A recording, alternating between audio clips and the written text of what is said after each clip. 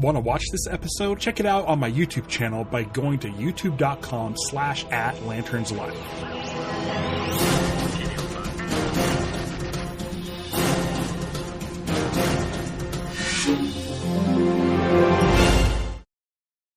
Welcome to Lanterns Live, the only live stream YouTube channel dedicated solely to the Green Lantern universe. I'm Ralph. I'm here with Vactor, but also we're here with Morgan Hampton, current writer of Green Lantern Corps. Morgan, you were just telling us that you were just doing last looks for, I'm not sure which issue. You don't have to say. I don't know how these things go and what you can and can't say. But when you're doing the last looks, for me as a Green Lantern fan, are you looking for are you looking for dialogue? Are you doing any sort of spell checking?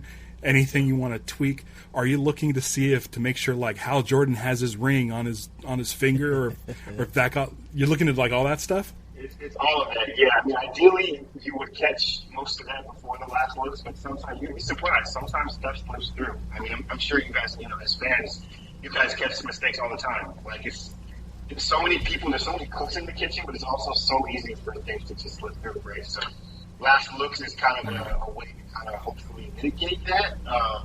So yeah, that's exactly what I was doing. I got the final PDF that came in, or maybe not the final PDF, but what is presumptuously the final PDF coming in for, I think it was issue 19, whatever the next issue is. And it was just can you guys just do a once over if you catch any spelling mistakes, if you catch any coloring mistakes. Probably not to be able to fix any art, if I'm being honest.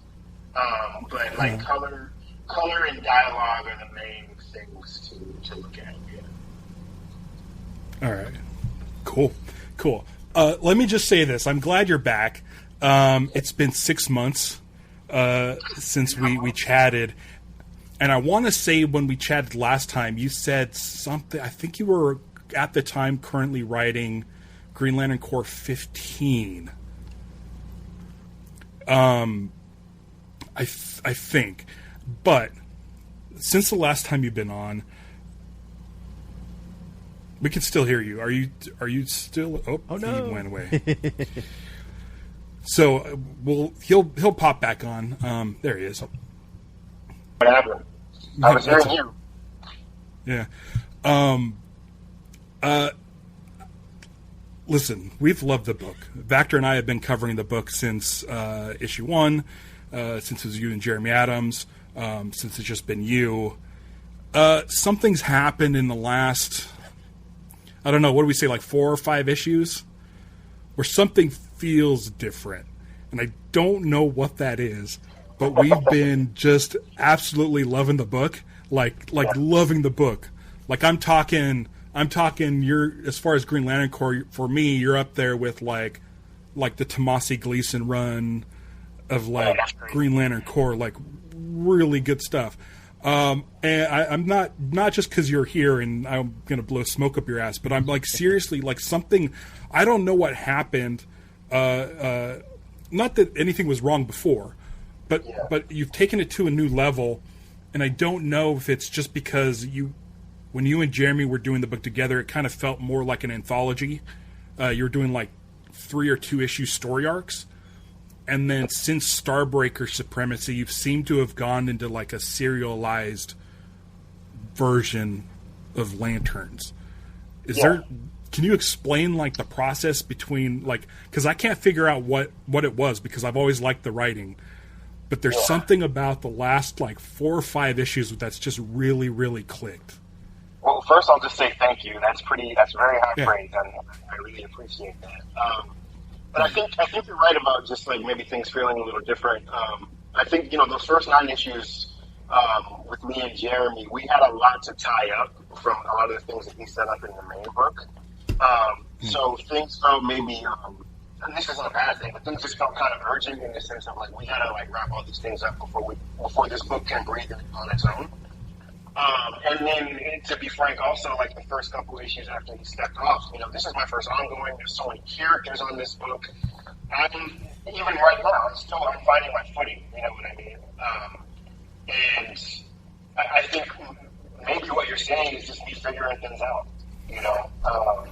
I think a lot of that is like, pressure. Pressure makes diamonds, right? Like every month I'm just like, how do I up this bigger than last month?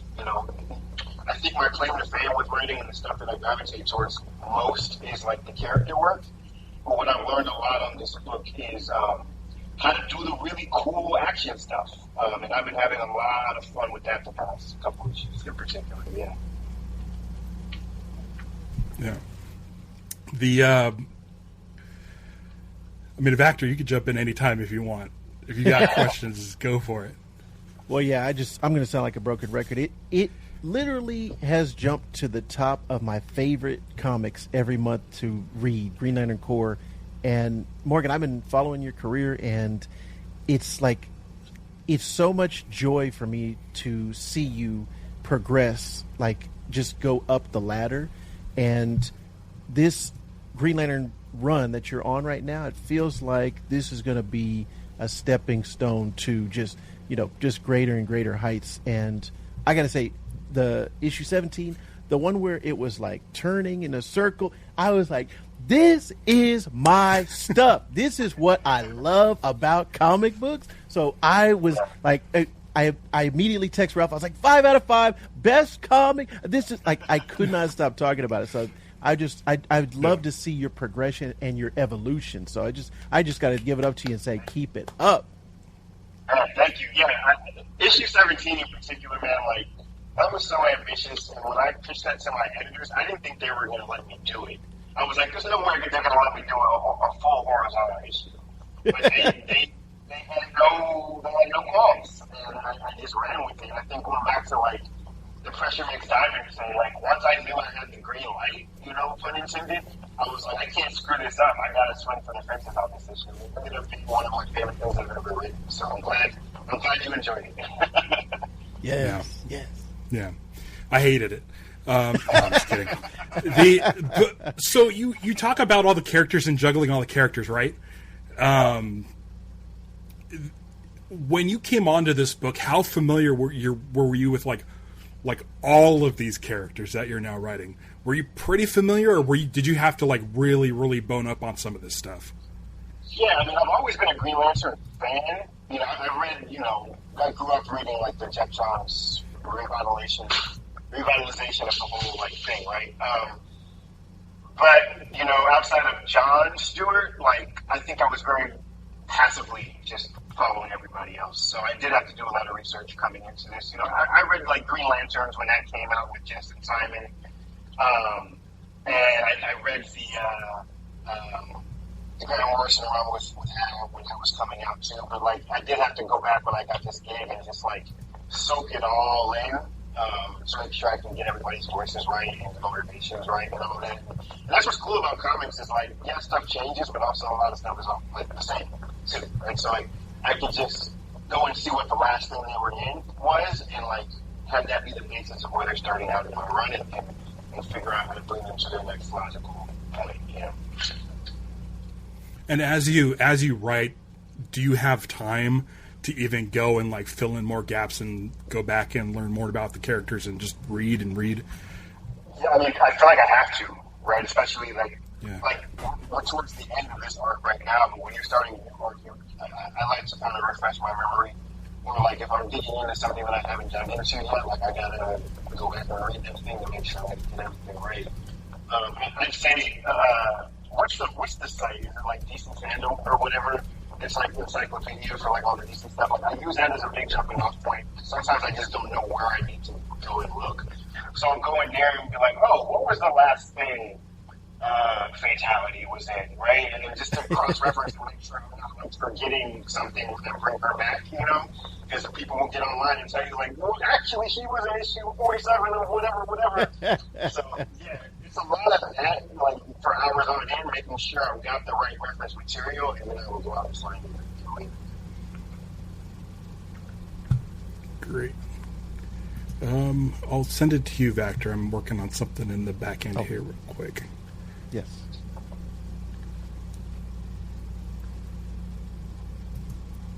It's all you, dude. Oh. lose you? No, I didn't. No, I'm good. All right. Now, I think the last time you were on, I touched on the fact that you were possibly playing with maybe a more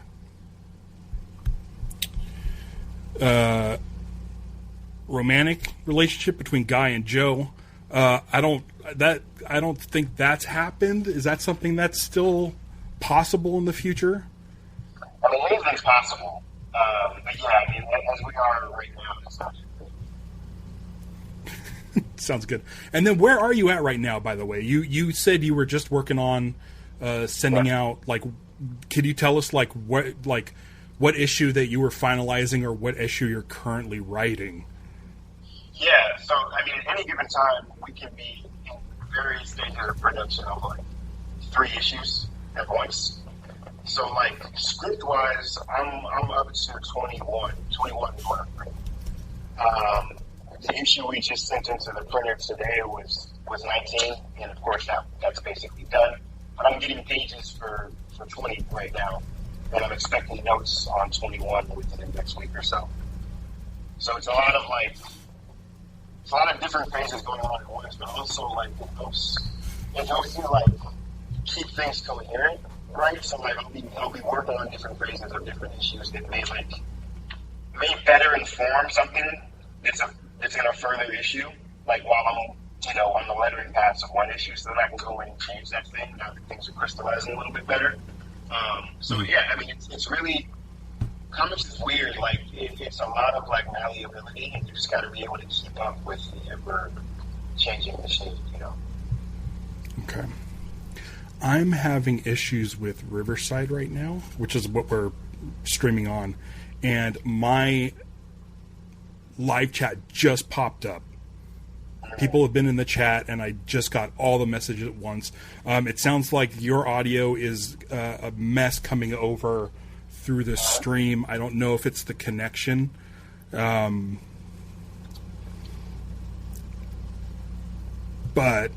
I'm wondering if it's, I don't know if there's anything, there's nothing I can do on my end. I'm trying to figure it out on here. Okay. I wonder if you can like maybe back out and come back in, and then see if we can't clear up your audio. They can't hear the audio at all. Oh, there we go. That sounds way better. Oh, that's better. Okay. Oh, whatever you just did, that's way better. I just hit the mute button and put the button back on. I don't know. Oh, yeah. Okay. That is 100 times better. Okay, yes. So now that this Riverside, the thing that I use to stream and stuff, has been a little bit squirrely lately. They've been doing a lot of new features and stuff, and for some reason, like I didn't know that like Mark was here and Dave is here and Will from the Green Lanterns podcast. These literally all just popped up right now. Gotcha. So I want to say hey to everybody in the chat. Anybody in the chat who wants to drop any info or any questions, let us know, and then hopefully they're hearing you a lot better. Okay. But now, whatever you did cleared it up. Emerald Enthusiast Donnie said he really appreciates characters from different eras interacting. Do you want to talk about that a little bit? Yeah. I'm trying to think who's from different eras. Like I know I brought like Fatality back a little bit, Cat Mitswee's back. I don't know. I think what's fun in general with having all these characters interact is, I mean, one, I see all the criticisms and I don't disagree. There's just a lot of Earth Green Lanterns, and you want to give as much space to some of the others as you can. And I'm trying to do that a little bit, but also like, I do have like, you got to have all the Earth ones on there too. Did you ever think, oh, I'm just going to kill one of them off just so I don't have to deal with them? I don't think I would be allowed to do that, even if I wanted to. But Jeremy kind of did a thing over in his Green Lantern run where he kind of explained why it was important there were so many Earth Lanterns, and they had the 6 power batteries or something on Earth. For me, I was like, perfect. That's all I need. Now, no one's going to complain about that ever again. But of Yeah. course, I'm sure that's not course. going to stop anybody. Yeah. Yeah. But no, I mean, one of my favorite things that I've done in this run so far is the John and Katma stuff, because like that character, Katma, Yeah. literally, it's been 35 years since she's been around, and this is kind of a different version of Katma, which we haven't got too much into yet, but we will soon. Spoiler alert. That's been very fun to dig into and just kind of like catch up with her, but also learn about what may be a little bit different about her. Yeah. And are you still chatting with Jeremy Adams? Yeah. About the book and Absolutely, then so you probably Sorry, can't say anything, but are you guys planning on your next sort of big crossover event? Is that something that's I can't really say anything other than we do talk frequently. Our books are pretty separate right now, obviously, even though they're still Green Lantern related. But we're both going to be on a panel in San Diego next Saturday, so I don't know. That might be important. Who knows? Great. Perfect. You can't give us any scoops, anything I could stick in a reel or a TikTok? That was the scoop right there. All right, that sounds good. But I mean, as a lifelong Green Lantern fan, like I've seen a pattern over the years, especially like when it came to like Jeff Johns and Peter Tomasi and that whole thing. Like there was definitely a pattern, and I feel like we're almost due for another crossover event. So you don't have to say anything. Yeah. But I'm gonna say yes, maybe. Next Saturday, everybody check that out. I won't be in San Diego Saturday. I'm only going to be there Thursday. I don't know if they stream the panels at San Diego, like the DC ones, but it's from 11:15 to 12:15 if you're going to San Diego and can get into the very packed DC panel room, because they had that thing on lock all day pretty much. Yeah. Are you do you so when you go to Comic-Con, is it just all work? Do you have any chance to like get out, go hang out, go check out, different events or anything? It's a bit of a mix. I think I'm also still figuring out as a pro how to do Comic-Con.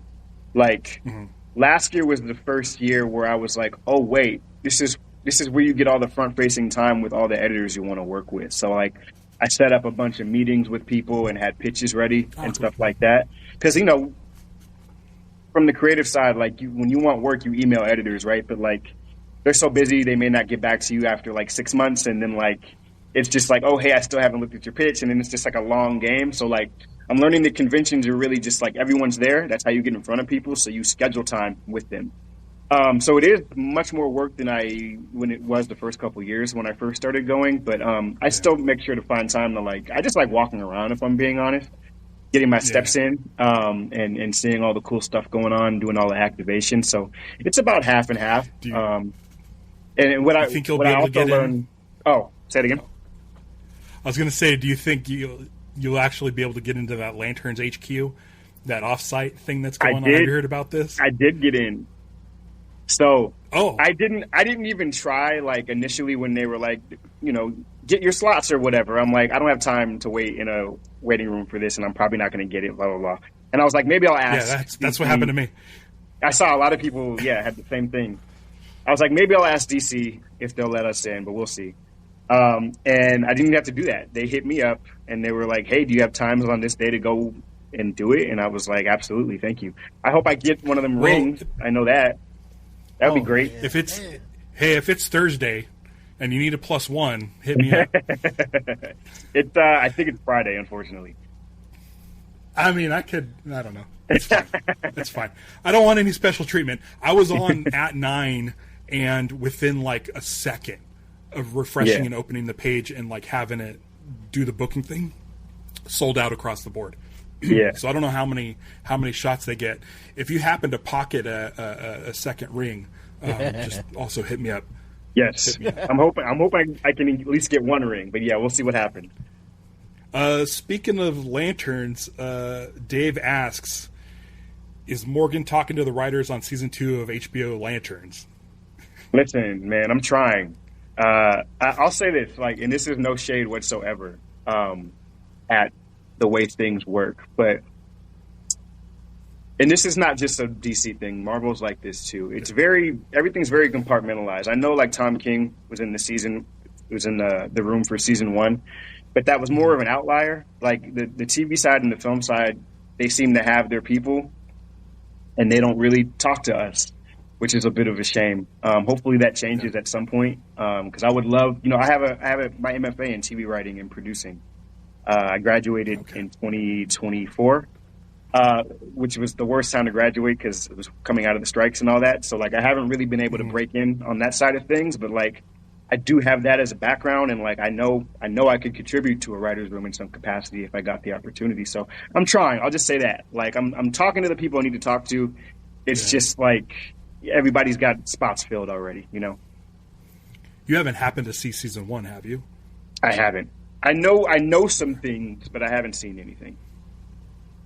And sorry, I can't tell you anything. No, I wasn't going to ask. Yeah. There's nothing I could say about that. Some of us are kind of lucky and know people. Yeah. Will says, tell DC to let him in as well. A lot of people really want into that Lanterns HQ. Yeah. He says he's going to camp out like 3 hours early before it opens to try and get in. My days of, like, camping in Hall H and stuff are, like, done. I can't. Yeah. I've never done that, and I never will. I did it in 2011. Yeah. I had to get into that Green Lantern panel. Oh, right. Which they showed footage that I've never seen since. Mm-hmm. And I just remember a version of Tomar Ray that looked more like the comic. He had the longer snout and the taller fins. Yeah. And it must have been just an early concept design, but I was like, oh man, I'm so I will say, like, the Hall H stuff, at least, like, of late, like, to me, there's really no reason that you need to camp out because that stuff's going to be online within the hour anyway. Right. Right. And it's cool, I guess, if you really want to be in the room where it's happening, but, like, also, like, you're at Comic-Con. Go enjoy Comic-Con, Yeah, and the thing is, too, when you're sitting in Hall H, chances are you're going to be far back enough where you're watching it on a monitor anyway. Exactly. I mean, I'd love to be in that Lanterns panel on Friday, but it's just not. It's not fun waiting. It's really not fun waiting. Yeah. And yeah. Morgan, I have a question. Yeah. This may be outdated, but I saw that you said that Cyborg was the work that you were most proud of, and you kind of put pieces of yourself into it as you worked through some things that you dealt with personally. I'm interested on Core. It's built around emotion as kind of a core theme. Has there been any type of personal emotional investment that you have into characters like Jon Stewart or Guy Gardner? Is there anything that you've that we've seen yet or yet to come? Yeah, I mean, John is definitely the one. I mean, honestly, everybody has, like, little pieces. As a writer, you have to put yourself into everything because that's just, you write what you know, right? But John, for sure, by far, out of all of the Lanterns, has got the most, I wouldn't even say of me, it's actually my dad. I hear Phil Lamar when I'm writing John, but I also hear my dad. And because my dad was a career Marine. He did 23 years. And I think what I've always appreciated about my dad is, like, he never expected me to follow in his footsteps because I never really wanted to do that. But he's also just the most disciplined person that I know, that I think I get a lot of my discipline from. But also the most, like, he was the first person I remember growing up that told me it was okay to show my emotions, to cry. Which is, especially just as a young man, like, something that everyone needs to hear, So yes, I think striking that balance of being someone who's like a man of duty and very disciplined and coming from that structured lifestyle, but then having the freedom to feel, I definitely take that from my dad. Yes. I think I get my rage from my dad. My dad, yeah.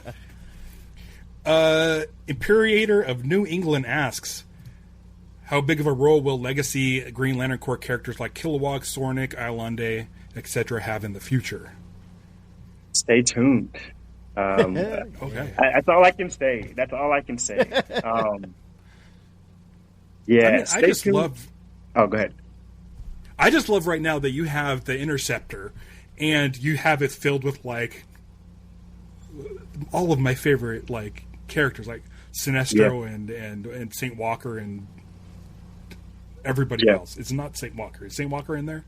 Yeah, Saint Walker's in there, right? Yeah. Yeah. Oh yeah. no, he's not. And no, like he's Larf, not. It's Ellie, I think. It's Ellie. Yeah, that's right. It is Ellie. Yes. Right. But you do have like Larfleas and stuff in there. We so the last couple of issues for us where we're at in reading, you've really been playing a lot with Aya and the Manhunters, and Razor's in there too. Like, when did you start decided to really lean into sort of Green Lantern the animated series characters? Yeah, I mean I think I was fortunate that Jeremy brought Aya back in the main book, right. And then we used her a bit in the Starbreaker Supremacy, and as soon as he stepped off and I took over, I was like, I want to implement Aya a little bit more. I was in high school when that show was coming out, and it was like, I loved it. And and I was like, did we just get the one season, right? Is it just the one season, or would you have two? Yeah, it's okay. It's one season, 2 story arcs.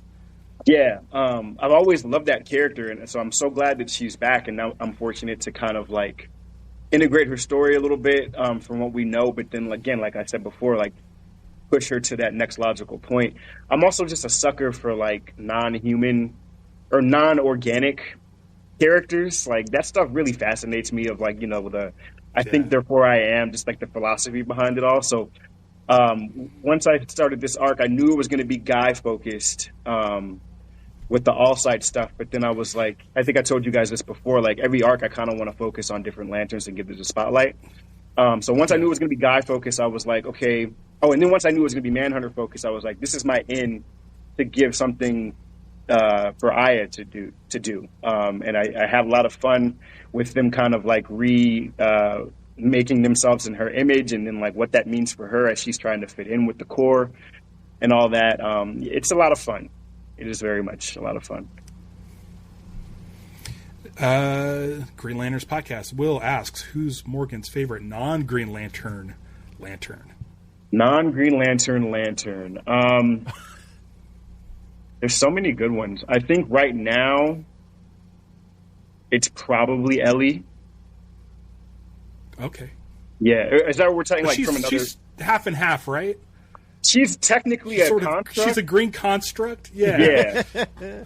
But going back to what I was just saying about Aya, like I love non-organic things that are alive, and I really I've got some really fun stuff planned with her down the line, as well as she just kind of further explores her existence and like what that means. Like that stuff is just I could do that all day, So I think that's been a lot of fun.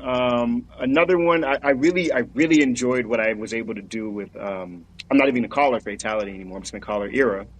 When I brought her back, and now she's part of the Indigo tribe. Like, so I'd say she's up there as well.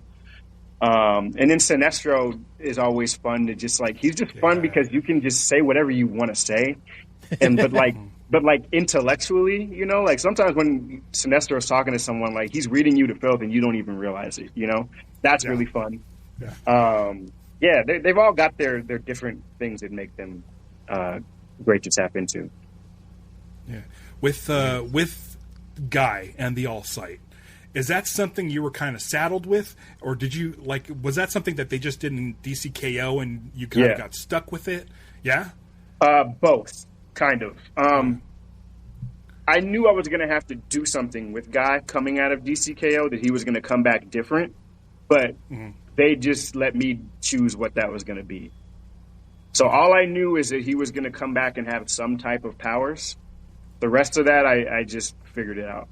Because every time I see an event or a big crossover event or a big DC event or something, I always feel bad for the writers who get like, it feels like the writers of that series throw a wrench into whatever you're working on. Yeah, I think that's why they did it that way, is because they wanted us to have the freedom to kind of do things as organic as we could with our books, but they also wanted DCKO, or they wanted the characters coming back from DCKO to kind of inject some energy into the books that they were going back to. And I think that's what ended up happening, right? But like, yeah, they didn't give me any guidelines on what Guy was going to be like when he came back. So like the all sight, the robes, the hair, that was all me. So okay, we love 17. Vactor's favorite book of the series. The all sight thing for me, it's like, okay, it's a weird thing. But that issue definitely made me like it a lot more. Mm-hmm. But what I really, really, really loved in that issue was sort of future Guy. Mm-hmm. With the bald, where the balding, the bald spot, where the bowl cut would have been, the beard and the tattered robes, I thought looked so cool, and it's such an interesting version of Guy. Like, he's out there somewhere, I'm assuming still. Like, will that version of Guy return? So, how do I put this? Like, he's out there somewhere, I guess technically in the sense that, like, Guy could still turn into him. But the way that I viewed that is, like, it was a loop, right? Like, every guy that went into the black hole eventually turned into that guy until the younger one came. But then when, like, Guy was able to escape through the, oh my God, I'm forgetting the thing that I made up, the emotional spaceway thing. When he was able to escape through emotion, that kind of like broke the loop. So like, yeah, I mean, technically Guy could still become him, but like that specific version of Guy, he closed the loop and it's done. Yeah. But yeah, I mean, what was cool about that was like, I'm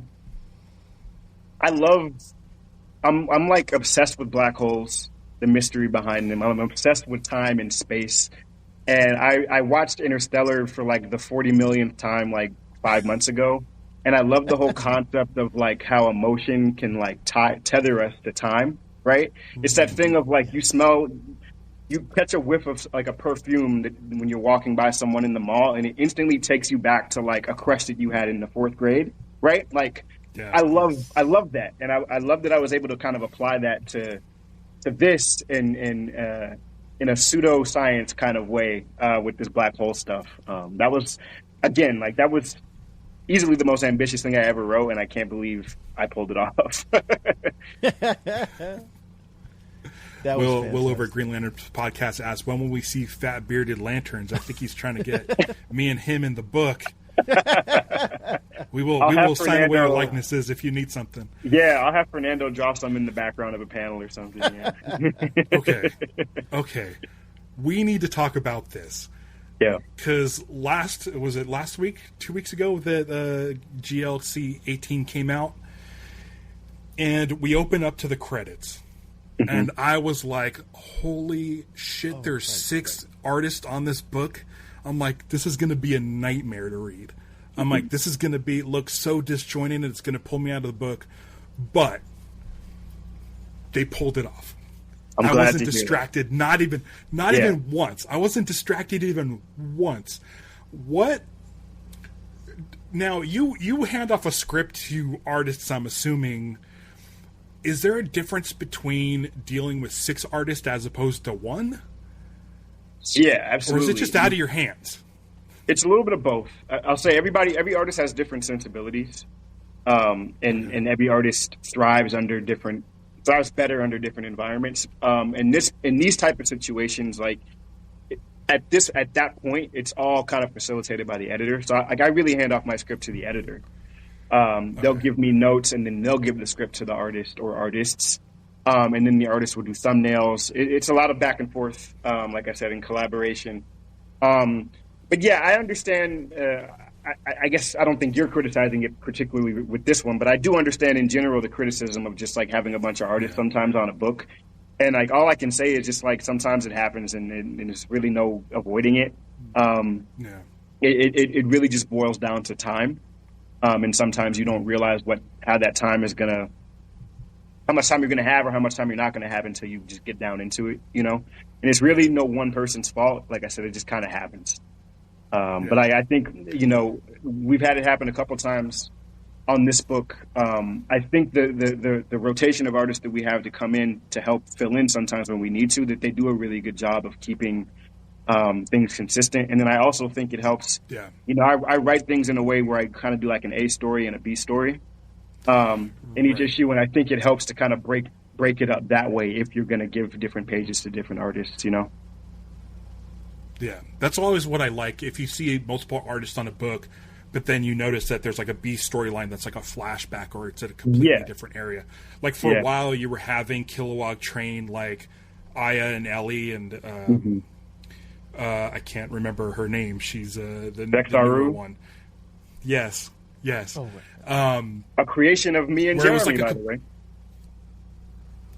Yeah. And it was one of those things where I'm like, oh, this is a new character, and I'm never going to remember the name. My brain is so filled with Green Lantern characters that I'm like, I need something. But like, when it is two storylines, it's really, it's like, I don't mind like the two different artists. But with this, I don't know what it was about this issue where, and it could be a testament to the writing, where I wasn't really like so focused on.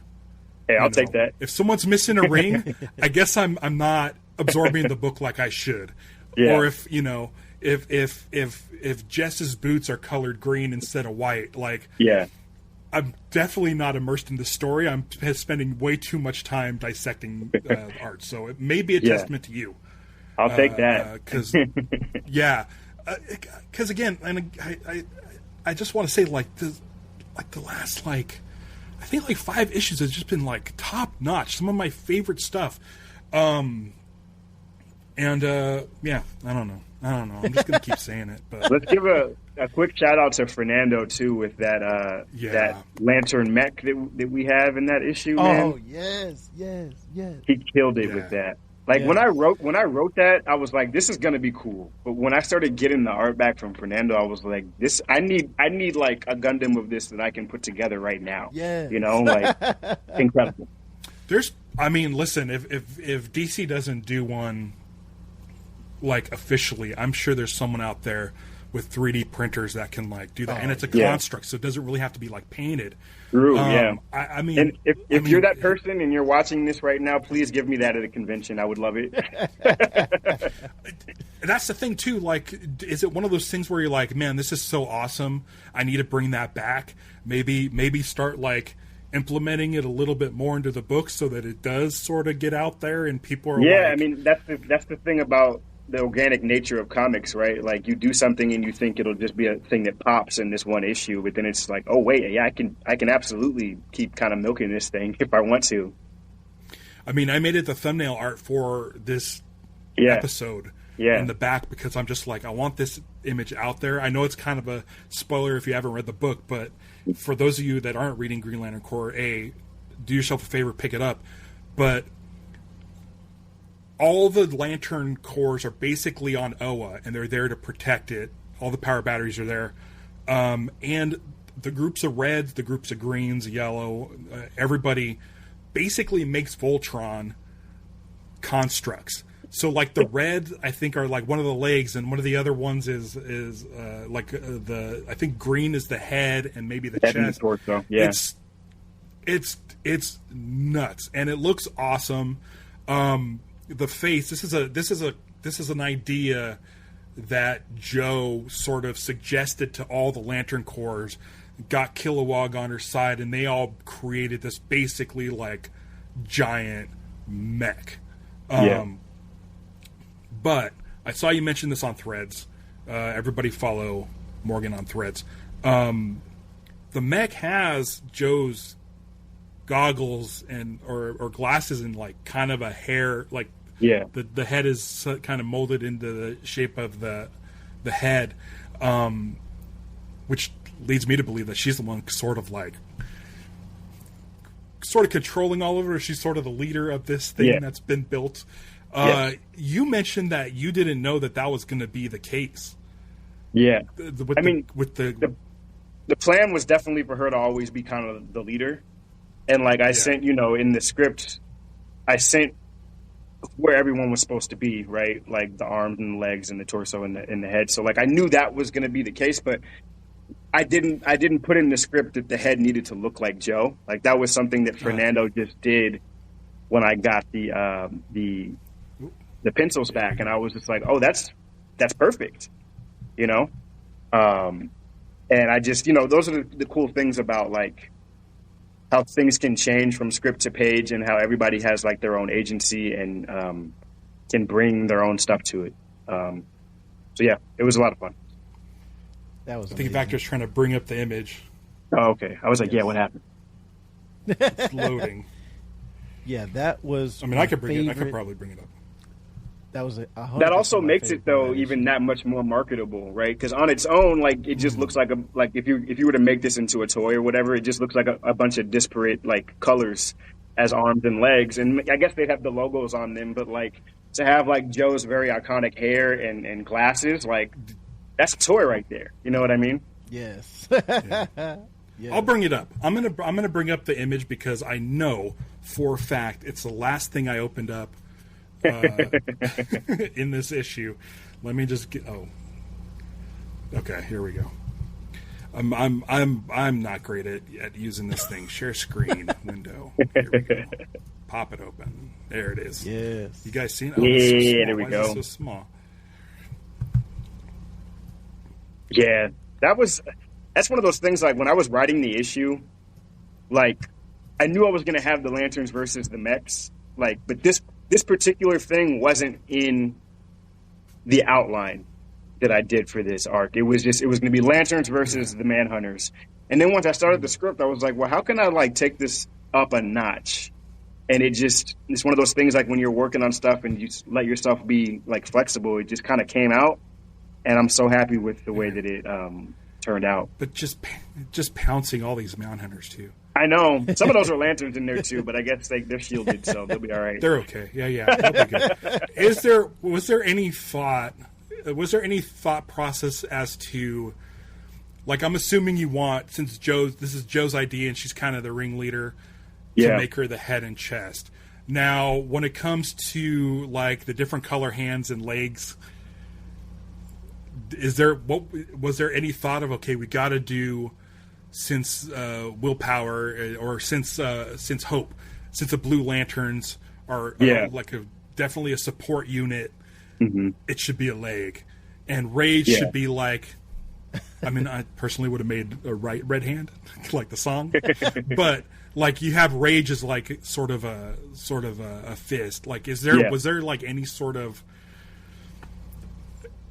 there was like decision on not for every single one, but definitely for the red being like the arm and the fist, because you're going to be punching people. And a little joke that I have with myself was I thought it was funny that I made Larfleeze as like the sword, being the most selfish person. He's now being the one like used, and I thought that was funny. And then, of course, like the one glaring missing one is the Star Sapphire, which I know has been like a glaring thing just in the book so far, and I promise it's going to be resolved at some point. But that's why if I had the Star Sapphires, like that would obviously be like the torso where the heart was, right? So maybe in a future time when I do another one of these and combine everybody, the Star Sapphires can be the torso. Yes. Or I mean, listen. I'm a Power Rangers fan. I was too old for when Power Rangers came out, but I always loved when the Pink Ranger Pterodactyl came in, and flew in and landed on the chest piece. So maybe it's an additional thing that could come in and either be wings or be part of the heart or come across, and I don't know. Yeah, that makes sense. But like bring it back. Do more. Let's do more damage, because this thing is awesome. Yeah, well, this thing is really awesome.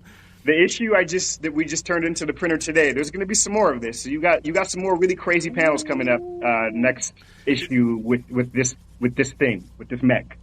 Is there a name for it? and you called me out again. I should know this because I wrote it. It's in the book. Because Kilowog, it's when Kilowog and Joe are talking about it, or when Kilowog gives Joe the idea. It's like Zosha 5 or something like that. I just made up an anime. Yeah. Or, Okay, so you made me. This is what you made me do this week. You made me look up Zosha 5 because I was like, I want to find, when I post this on my stories, I want to post it with the music from Zosha 5. So I'm like, Zosha 5 theme. And I'm like, that's not a thing. So I went to Google to look it up. It doesn't exist. I'm like, fuck it. I'll just put Voltron. I'll just put Voltron music. Yeah, I mean, obviously it's very inspired by Voltron and like Gundam and Power Rangers, but like I knew copyright, I couldn't say any of that stuff.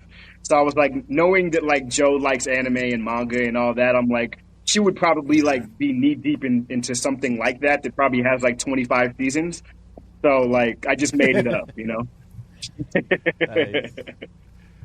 Yeah, that's totally fine. I was just curious if you could like if I want it as a toy. Yeah, I don't get a lot of toys. I'm lucky to have my Kyle Rayner statue because I have an awesome wife and my Gumby clock and stuff like that. But I'm not really a toy collector. But that I would get. That I would get because it's rad. And again, if DC's not going to make it, then let's get somebody got to be out there making it. Yeah. Yeah, I'll have to run it by. I'm sure the marketing and merchandise guys will be at Comic-Con next week. I'll just like take the comic and open it up and show them like, hey y'all, like let's make a limited run of these or something, Yeah. Our Corone has a pitch, Lantron. That's not bad. As the name, it's not bad. That's I kind of like it. That's funny. I'm excited for what you have in store. Is there stuff coming up? You said you do yourself every month. Please don't burn yourself out. Please don't. I mean, I'm always afraid. I'm like, how is he going to top this? And then you top it, and then it's going to get to a point where I'm just like, this has gone too far. Don't let all the praise get to your head. Is there anything coming up where you're just like, man, I can't wait for them to see this? Like, are you pretty like this thing that you haven't confirmed with Jeremy or like is this like when this Lantron came out? Like you were probably like waiting for people to see that. Like there's stuff like that coming along the way that you're just like, God, I wish I could talk about it. I mean, I've got something like that in every issue, and it varies how much I'm like how much excited I am for it. I was definitely excited for this one, and I mean, there's something next issue that I'm excited for in a different way. Conclusion, right? It's the conclusion of this arc. It's a conclusion, and there's going to be some cool visual stuff, but also some cool like lore stuff that I'm excited about. And then I'm 2 issues. Oh, go ahead. What's that like? Like when you like you bring in a new character, like you said, you and Jeremy brought in, and I'm never going to remember her name. Vectaru. Vectaru. What is like? Do you get anxious about like bringing in new stuff, bringing in new lore? Absolutely. Yeah, I mean, as a fan, I'm sure you can attest to like, if something isn't what you want, you're not going to be happy about it, and I got to contend with that every month. Yeah. But I think at the end of the day, what's great about comics is like nothing is ever 100% going to be set in stone, right? Things can change all the time. So like if something doesn't particularly work, it doesn't mean that's going to be the same way forever, But it is nerve-wracking because of course you don't want to piss people off. Do you go back and look to see if there's like a precedent that was set that was like, okay, well, if they do come after me, I could say, well, actually, in issue, 167 of volume 2. Yeah, like, you always build yourself. How did this? Yeah. You always build yourself have an escape hatch for sure. But to answer your question, next issue, there's a lot of cool stuff that I'm looking forward to seeing people's thoughts on. And then I'm 2 issues into the next arc, which is completely different than this arc. So I'm excited about some of the stuff I'm doing there. That's the fun thing about Core is that you can do sort of an anthology thing or switch things up. Yeah. You can go different places. Yeah. And you're doing it good. You're doing it really good. Thank you. Vactor, do you have any more questions? We're hitting about the hour mark. It's yes. I got to say real quick, Morgan is basically the younger, better looking, smarter version of me, because as I'm listening to you talk right now, I'm hearing love, like all of the Interstellar is my wife's favorite movie of all time. And I've been watching it on repeat. All of the space stuff, everything in your career now is lining up for me. The Sons of Star Trek, like the artificial life forms, like Data was my favorite growing up on Next Generation, and WALL-E is my favorite Pixar movie, and now the AI stuff is starting to get into it. So the non-physical beings, like having a life, all of this stuff is making sense in your career. That wasn't really a question, but I just wanted to say it makes sense to me now. And I've just, like I said, I'm loving all of your progression. But I did have a actual question. So I know that you were part of the Milestone Initiative class.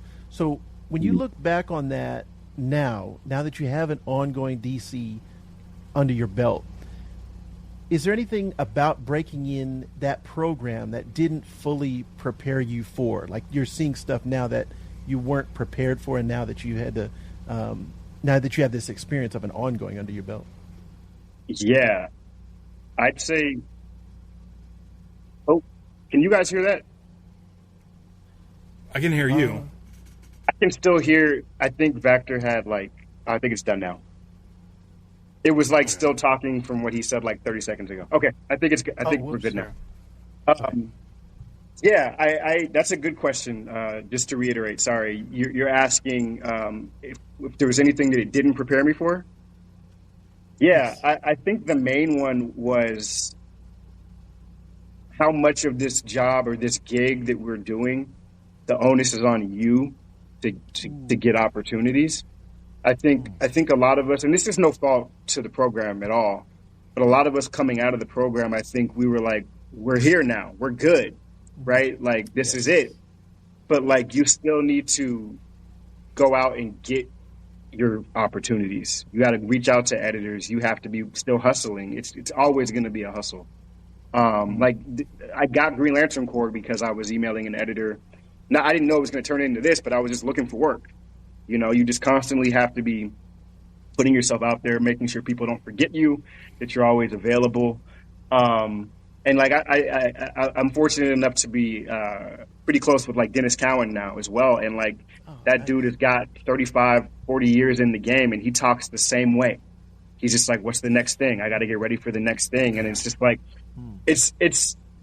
it's reassuring to see someone that successful, still having that grind mentality, but it's also man, it's never going to end, is it? Yeah. It's you always got to be just thinking forward. I mean, obviously the more work you do, the more you can have on your resume that can speak for itself. But yeah, to answer your question, it was very much the thing that I wish I came out of that, having more internalized, was just I got to create my opportunities. I think it worked out for me because I'm kind of hardwired that way anyway. I was going to do that regardless. But yeah, there's no safety net in this industry. You just gotta keep going. Yeah.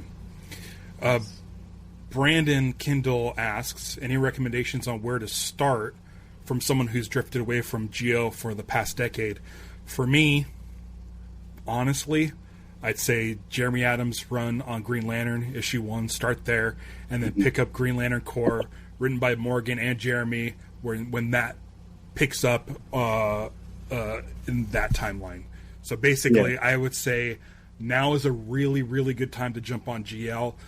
There was a few years there for me when Jeff Johns left the book, when Venditti left the book, where I was kind of teetering on not reading stuff, but definitely came back hard when you guys started doing Green Lantern and Green Lantern Corps, and I've absolutely been loving it. So, Brandon, absolutely start reading the current run. We're not too deep. I think we're on issue 37 of Green Lantern, and then 18 on Green Lantern Corps. So it's not a crazy amount of books. You're probably looking at like tops like 5 or 6 trade paperbacks or something like that. I don't know. I'm not good at math. But it's definitely manageable, and there's such good reads that you're probably going to blast through them pretty quick. I'd also say and be caught up with the rest of us. Well, one, I'll say thanks again for that, or just for suggesting that. But I think I agree. But also, I agree because like Jeremy's run and then our run on Green Lantern Corps, if you've been out of it for a bit, we reference probably the stuff you haven't read. It's very much embedded into our books. Like a lot of the stuff we're doing with John is spinning out of what Jeffrey Thorne was doing a couple years ago in that Green Lantern book. The Starbreaker stuff is, of course, spinning out of what Jeremy's doing. What I'm doing with Cat Mitsui is spinning out of what happened 35 years ago. So it's all very much like still enriched into like the history. So if you have read Green Lantern before, you shouldn't be very lost. Like I think we do a good job of like keeping things top of mind and making sure that like people know what this is referring to. And then if you want to read that stuff, you can go back and read it. But like I don't think you'll be too lost. Yeah. Let's end off with this question because I really like it. And it comes from R. Carone. I don't know if I'm pronouncing that right. Sorry if this has been asked before, but Morgan, when you first got onto Core, did you get advice, whether asked or given, from past writers? I mean, Jeremy for sure, because we were on there together at the beginning. So a lot of it was from him. Like I liken our relationship on those first 9 issues to like what it looks like Hal and John are going to be in the Lantern show, like the seasoned vet working with like the rookie Lantern. I think I learned a lot from Jeremy, not necessarily from a lore perspective, but just like a writing a book of this magnitude perspective. Like a lot of the cool stuff that I'm doing every issue, like the cool poppy action things, I learned that from him. Like, you know, that's always, it's never been my strength to do that stuff. Like I said, I'm always more of a character-driven type of, like, person. And the action stuff, while it may be fun, it's always harder for me to pull out of myself.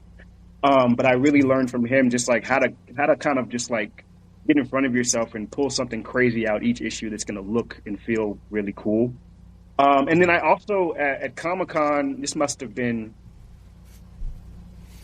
It had to have been after we started the book. I guess it was last year at Comic-Con. So we started the book, but I hadn't taken over full time yet. But I think I knew I was going to take over. So like in the industry, people knew. I talked with Philip Kennedy Johnson, who did War Journal a couple years back. And we talked a lot about John Stewart, because basically everything I'm doing with John Stewart is I'm taking from what he kind of left off with in that book, because I really enjoyed that book. And the kind of questions he was posing, I get to kind of like answer some of those things. So we had long conversations about that, and I just like gave him his praise, because like that was a great book, and then he kind of gave me his blessings to kind of like keep going with it as well. So yeah. All right. Before we take off, do you have anything you want to plug? We have your threads right here in the chat, thanks to Will. Yeah. Anything else you want people to check out, read? Yeah, I mean, keep reading. I mean, I think you guys know this at this point as fans of comics. Like, you guys are the reason the book exists, you know? So, like, if you want the book to keep happening, keep reading. It's very important to, like, pre-order. Like, not just picking it up the day it comes out, but, like, having it in your pull box. So, like, I would just plug this book, Green Lantern Corps, put it in your pull box if you're enjoying what I'm doing, if it's not already there. And then, yeah, like I said, I'm going to be on a panel next week at San Diego Comic-Con, 11:15 to 12:15. This is your first? No, I've done a panel. I've done the past 3 panels for DC. This is my first panel that may have some news in it related to me. More than one things of news. Who knows? I don't know. So stay tuned. So not even just talking Green Lantern Corps, maybe something else? I really have no idea. Okay. I have no idea. Okay. You seem excited about it, though. You seem very excited about it. It's always a good time, you know. Yeah. Awesome. Oh, Ralph, I want to plug anything? something. Yeah. Besides my own This Comic Cooks, I do want to say earlier this year, the new history of the DC Universe, Dakota Incident, that Morgan had a chance to write Act 3. That was phenomenal, fantastic. I really loved that, and I think it's important. So, 100%, I would recommend everyone go out and check out the Dakota Incident. I appreciate that, man. That was one of the, like, you talked about Cyborg earlier being one of the things that was, like, near and dear to me. Like, that's up there as well, because Static is why I'm here, if I'm being honest, like, writing comics. Like, he was the first comic book character I saw as a kid that looked like me. I grew up on the show, you know, and weirdly enough, it just, you know, they've had a couple hiccups as they've tried to return to comics, and this has been, it was an honor to be a part of that group, to kind of usher the milestone characters into this new era. I will always cherish that I got to be a part of that history. I can't wait. I gotta figure out. I hope they figure out how they're going to release it in its next format. I know it's only 40 pages, but like, we need a hardcover with that, and like combine it with something else, like put it in a hardcover or something. Because like, people talk to me about that book every day. I know it's only been out a couple months, but I feel like that's not going to stop. Like, it's just such an important book. So thank you for bringing that up. My brain's filling in some pieces. I don't know. I don't want to say anything. I don't want to put you on the spot. But you're talking about announcements, possible other books. You're saying you're a fan of Static. I'm just. Am I talking about another? My brain is going places. Panel. I don't know. I know. No. That's why I didn't want to bring it up. It's my brain. 100% my brain. Yeah. Love it. This is for you. I hope everything works out. Thank you, everybody, for joining in the chat. Thanks for all the questions. Thanks for hanging out, Morgan. It was a pleasure, and it will continue to be a pleasure to read Green Lantern Corps. Thank you so much for jumping on. You're welcome anytime. Vactor, thanks for joining me. And I just want to say to everyone, next week I will be doing the Guy Gardner one-shot on Monday, and then on Friday I'm going to be here, hopefully getting information about the Lanterns panel on Friday, and I'll be here live. I'm just going to be live from like 1:15 until they're done spitting out GL news. And then maybe the following week I'll have more news to chat about from that panel that Morgan's on. We'll see. Thank you, everybody. Until next time, beware my podcast. It's Lanterns Live. Bye. Love it. Bye. Yeah, thanks for having me, man.